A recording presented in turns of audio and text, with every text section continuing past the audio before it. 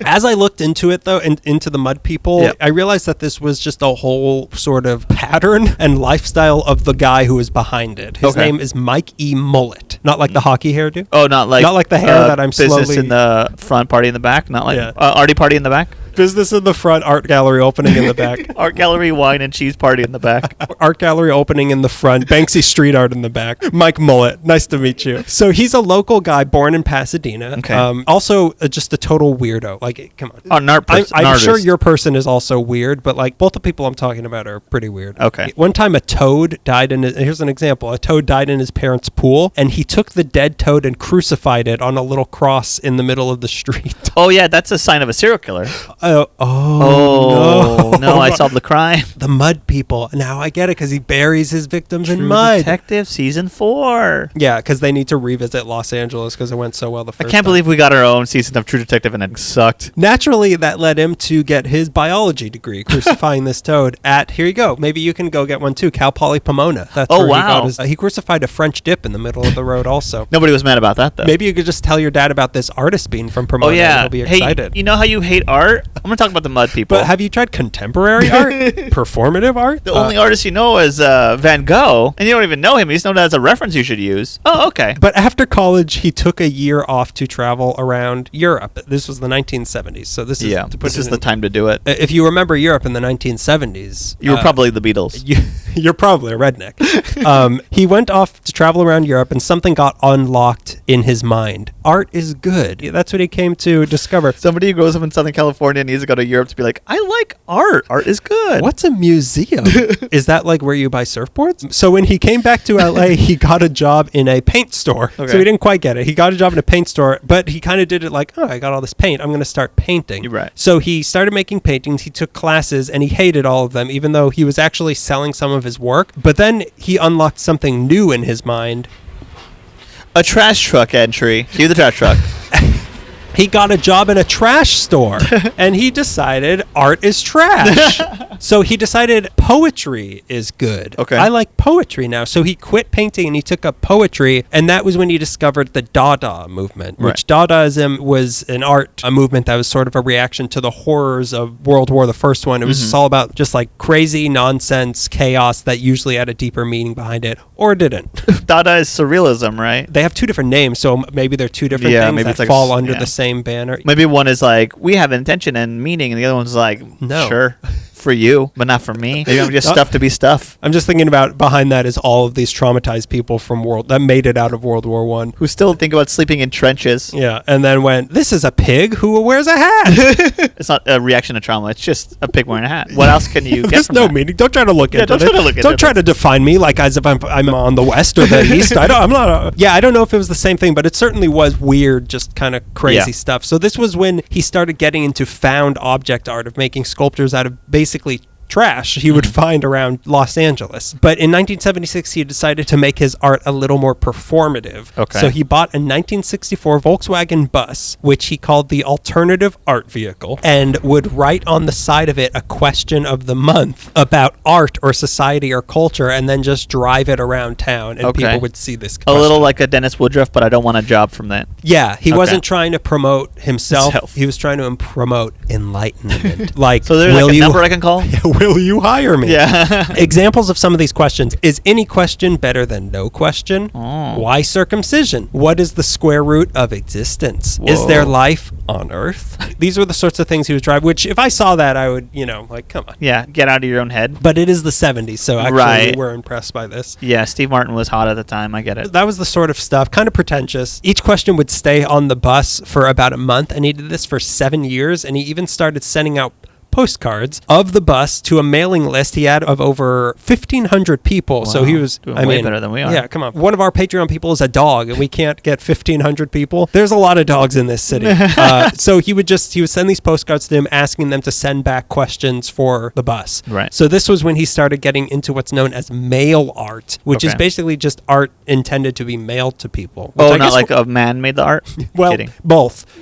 It's kind of like Dada and Surrealism. It's a subcategory of male art is male art. So I guess we're male artists. I told you. I've been saying this. Put it on your resume. Put on your beret and put it on your resume. Let's just have this disclaimer here that it's not easy to describe art. Yep. And describing contemporary art is especially hard. Especially without visual examples. Exactly. What else do we have but non-visual examples on this podcast? So as part of this male art, he made about 50 different books of art that were kind of art themselves that he would mail out to people who wanted them. Okay. If that makes any sense. Then in 1980, he, along with fellow artist Patty Sue Jones and Neil Taylor, put on Dada Fest LA, which was a 6-week festival across several venues of Dada performances. They had a parade, they had dinners, a found object art show at the Otis School, and a performance in the mental hospital in Norwalk. Oh, wow. Which, again, I can't... How can you explain a contemporary art live performance? Yeah. Except like this. You just hear tapping. Yeah. Oh, I get it. And me crying. It's so beautiful. I can't describe it. It's so beautiful. It's so frightening. We're H.P. Lovecraft when it comes to describing art. So it's indescribably gorgeous. Cop out.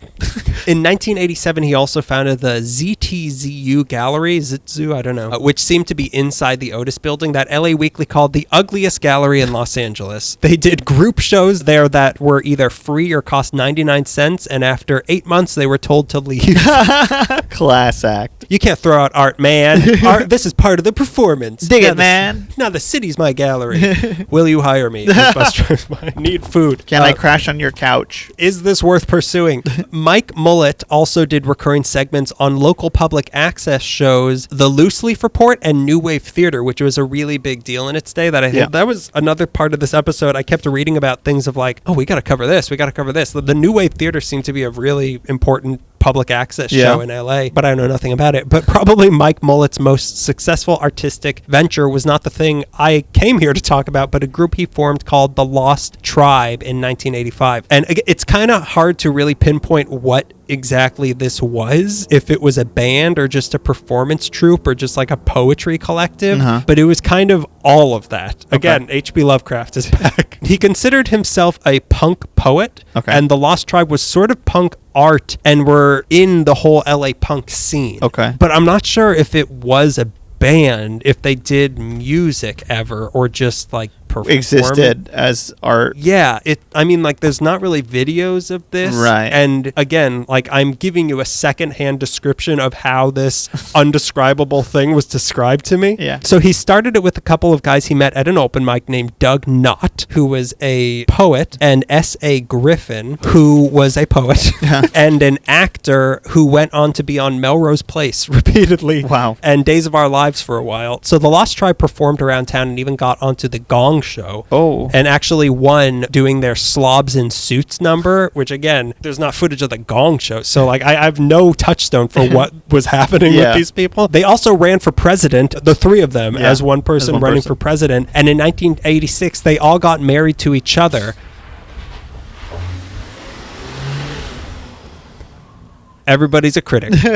They all got married to each other and had a wedding party where they gave all the guests cake and money sandwiches. Oh my God. I love describing art that I would hate. Eventually, they added another poet to the group named Scott Wanberg, and they rebranded themselves as the Karma Bums, but Carr, who did pretty much the same thing and released a book of poetry called Twisted Cadillac, a spoken word odyssey. They broke up in 2009, but a big fan of theirs was the man who would be king, Viggo Mortensen. Oh, Viggo Mortensen was involved in the punk scene. He married Exene from X. Really? Yeah. That's crazy. After with John Doe. Could have had a king. She could have been a queen. He even funded a documentary on the group in 1998, which I was thinking, Viggo Mortensen had enough money in 1998 to fund a documentary. What was he in before Lord of the Ring? Like, what to give him that much money? I honestly don't know. He was Strider. The Mike Mollett project that drew me in here started in 1989. It was meant to be a one-time performance at what they kept referring to as an African reggae club, which I don't know what that means either. It's indescribable. It's like, who knows what a reggae club is? Is it a club that plays reggae? Who'll know? But what's an African reggae club? Reggae from Africa. What? There's reggae in Africa? Of course. What do you mean, of course? Reggae's from Jamaica. Yeah, but it can exist. There's reggae in California. There's reggae all over the place. Stop it. No, there isn't. Cut it out. That's ska, and you know it.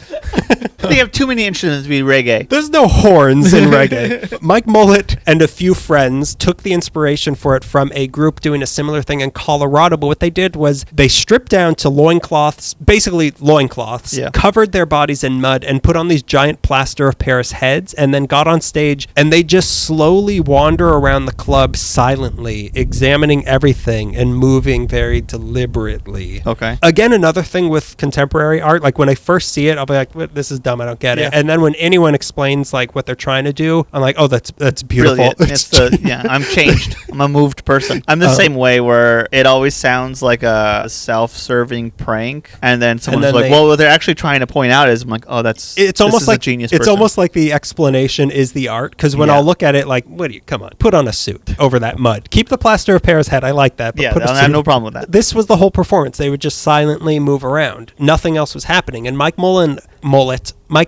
how did I forget his last name? Mollett, my preferred haircut. He liked doing it so much that he decided to do it again, and then again and again and again, until it became a dedicated group of people who would all do this, not only in performance venues, but just out around the city. Right. So now, why did they do this, and why did he enjoy it so much? And again, explaining contemporary art is like trying to describe a dream that someone else described to me. Yeah. So I'll use quotes and ideas I got from other people and try to synthesize it into what the LA Mudpeople are all about. Okay. Mollett describes them as living sculptures, and that what they do are non-performances, which is not helpful at all. Yeah. There's the obvious comparison to be drawn to the actual rituals of some groups who live in New Guinea, which can be a little problematic, and he does acknowledge that, but he also doesn't make a point out of that. Like, it's nothing to do with that, even though it is. Yeah. We're Lovecrafting again. He wants to challenge people with seeing a culture out of context, but it also isn't an anthropological thing. Like, it's not. What gets more to the heart of it, I think, is that he says we're an antidote to the speed, stress, goals, and time in this urbanizing society. They move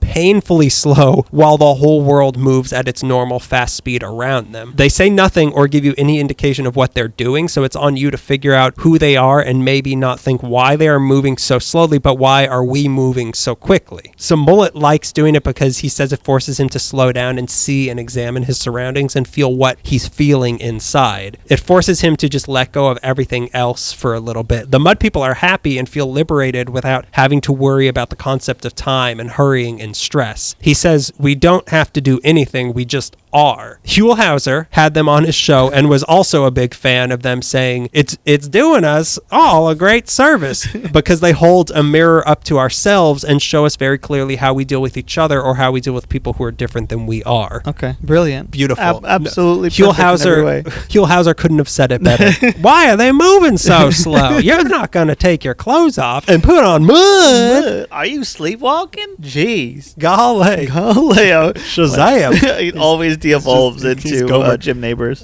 I like Jim Neighbors. Huell Hauser's there. They've also, the Mudpeople have been in Time Magazine and National Geographic in 1992. Oh, wow. They've gone around Venice, Hollywood, the Convention Center, Bunker Hill, Melrose, Old Town Pasadena. They've been in the LA River, like you want us to do. Mm-hmm. Joshua Tree, which you can't get over, and Santa Barbara, which you'll never go to. Yeah. They've been involved in over 75 events, including, of course, the Doodah Parade. It seems... The Doodah Parade? The Doodah Parade? Where it's just a bunch of dads walking down the street waving at their kids.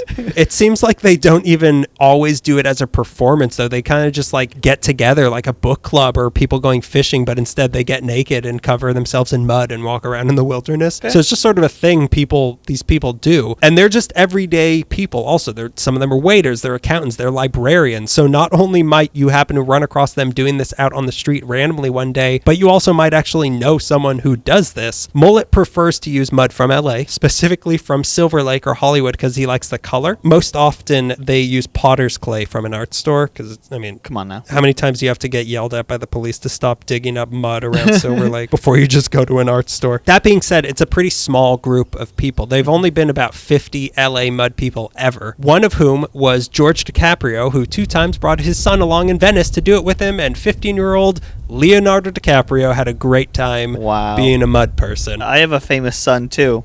I mean, in I my never story. met him. His name's Jack Kennedy. Heard of him? And I'd like you to meet him. He's your son, too. In addition to this, Mollett also does sculptures these days made of stuff that he finds in the river, the LA River, or just in different parts of town or the country. He mostly now does these giant balls made out of this stuff that he finds. And when I saw them, I thought the same way I do when I see most contemporary art was, interesting. But then when it was explained to me, again, I was like, that's beautiful. I must own one. Can I give you a check or something? I don't know. Can I just hand you cash? I've seen the balls there in front of Target. Kidding. They don't look like much other than a giant ball of trash, but they're time capsules of a moment in a culture or a society. An example, again, of like, this guy's a genius. Yeah. He made one of trash he found along the Mexican border of blankets and food and things like that showed what people who were trying to get into the United States had with them to survive in the most desperate moment of their lives, which is like, wow, this is beautiful. Yeah. This old serape is so beautiful. He says anything and everything can be beautiful or interesting and be worth something. The simplest things such as a leaf, a wet fingerprint on a brick, a piece of shiny paper in the wind. He actually had an exhibit of this stuff at Moore York in 2019. And Mollett pays for all this with his job as being a substitute teacher for preschool to 6th grade. So love it. If you want to become an LA mud person yourself, just slather yourself up with some fresh mud from Hollywood and head on down to the preschool and hope you find him. Real fast. I'm here to be a mud person. Hey, kids. Do you like contemporary art?